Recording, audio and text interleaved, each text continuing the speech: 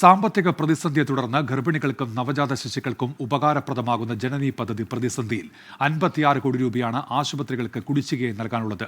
ഗർഭിണികൾക്ക് ഭക്ഷണവും മരുന്നും നൽകുക, പ്രസവശേഷം മാതാവിനെയും കുഞ്ഞിനെയും സൗജന്യമായി വാഹനത്തിൽ വീട്ടിലെത്തിക്കുക എന്നിവയാണ് പദ്ധതിയുടെ ലക്ഷ്യങ്ങൾ. 4 മാസമായി പണം ലഭിക്കാതായതോടെ പദ്ധതിയിൽ നിന്ന് പിൻവാങ്ങാൻ ഒരുങ്ങുകയാണ് ടാക്സി തൊഴിലാളികൾ. 24 എക്സ്ക്ലൂസീവ്. ഇപ്പോൾ 6 മാസത്തോളമായി ഞങ്ങൾക്ക് ഇതിന്റെ പൈസ കിട്ടാൻ ഒരുപാട് ഡിലേ വരികയാണ്. ഇതിന് മുമ്പ് ഒരു നവംബറിന്റെ മുമ്പ് വരെ നമുക്ക് ഇത് ഒരു മാസം ബില്ല് ഫുള്ള് നമ്മൾ ചെയ്ത് കൊടുത്താൽ 15 ദിവസം കഴിഞ്ഞിട്ട് നമ്മളെ ബില്ല് പാസ്സായി വന്നിരുന്നു. ഇപ്പൊ അതിന്റെ ശേഷം ഈ ബില്ല് ഒക്കെ പെൻഡിങ് ആണ്. ഇത് അന്വേഷിക്കേണ്ട എല്ലാ തലത്തിലും പോയി അന്വേഷിക്കുമ്പോൾ അവരൊക്കെ കൈമലർത്തുകയാണ്. ഞങ്ങളെന്ത് ചെയ്യണത്, ഫണ്ടില്ല എന്ന് പറഞ്ഞുകൊണ്ട്. സർക്കാരിന് മറ്റുള്ള എല്ലാ സംഗതികൾക്കും ഫണ്ട് ഉണ്ടെങ്കിൽ ആരോഗ്യരംഗത്താണ് ഇത് ഏറ്റവും കൂടുതൽ ചെലവഴിക്കേണ്ടത്. സമീർ ബിൻ കരീമുണ്ട് ഇപ്പോൾ വിശദാംശങ്ങളുമായി മലപ്പുറത്തുനിന്ന്. സമീർ, ഈ പ്രതിസന്ധി വലുതാണല്ലോ, അങ്ങനെയാണെങ്കിൽ എന്തൊക്കെയാണ് അവർ പറയുന്ന കാര്യങ്ങൾ? ഉന്മേഷ്, നാഷണൽ ഹെൽത്ത് മിഷന്റെ പദ്ധതിയാണ് ജനനി സുരക്ഷ ശിശു കാര്യക്രമം എന്നുള്ള ഒരു പദ്ധതി. ഈ പദ്ധതിയാണ് നിലവിൽ പ്രതിസന്ധിയിലായിരിക്കുന്നത്. ഈ സാധാരണക്കാരായിട്ടുള്ള ഗർഭിണികൾക്ക്, അമ്മമാർക്ക്, കുഞ്ഞുങ്ങൾക്കൊക്കെ തന്നെ വലിയ ഉപകാരപ്രദമായിട്ടുള്ള പദ്ധതിയായിരുന്നു.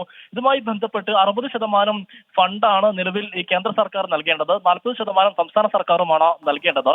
ഇതിൽ 60% കേന്ദ്ര സർക്കാർ നൽകാത്തതാണ് നിലവിൽ പ്രതിസന്ധിക്ക് കാരണം എന്നുള്ളതാണ് ആരോഗ്യവകുപ്പ് വിശദീകരിക്കുന്നത്. ഇതേ തുടർന്ന് ഈ പദ്ധതിയുടെ ഭാഗമായിരുന്ന ഈ ടാക്സി തൊഴിലാളികളൊക്കെ തന്നെ പദ്ധതിയിൽ നിന്ന് പിന്മാറുകയാണ്. കഴിഞ്ഞ 4 മാസമായി ഇവർക്ക് കൃത്യമായി പണം ലഭിക്കുന്നില്ല എന്നുള്ളതാണ് ഇവരുടെ ഒരു പരാതി.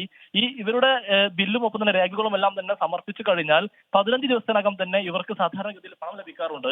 എന്നാൽ ഇത് 4 മാസത്തോളമായി നീണ്ടുപോയതോടു കൂടിയാണ് ഇവർക്ക് പ്രതിസന്ധിയായി ഇതിൽ നിന്ന് പിന്മാറേണ്ട അവസ്ഥയിലേക്ക് എത്തിയിരിക്കുന്നത് എന്നുള്ളതാണ് ഈ ടാക്സി തൊഴിലാളികൾ പറയുന്നത്.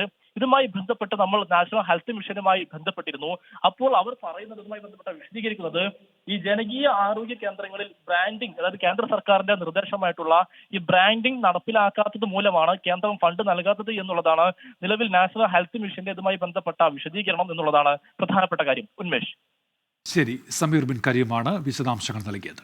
ലോകത്തെവിടെയായാലും ഏത് സമയത്തും 24 വാർത്തകളും ഓഗ്മെന്റഡ് റിയാലിറ്റി പാക്കേജുകളും എക്സ്പ്ലെയിനറുകളും വിശദമായി കാണാൻ ഞങ്ങളുടെ യൂട്യൂബ് ചാനൽ നിങ്ങൾക്ക് സബ്സ്ക്രൈബ് ചെയ്യാം.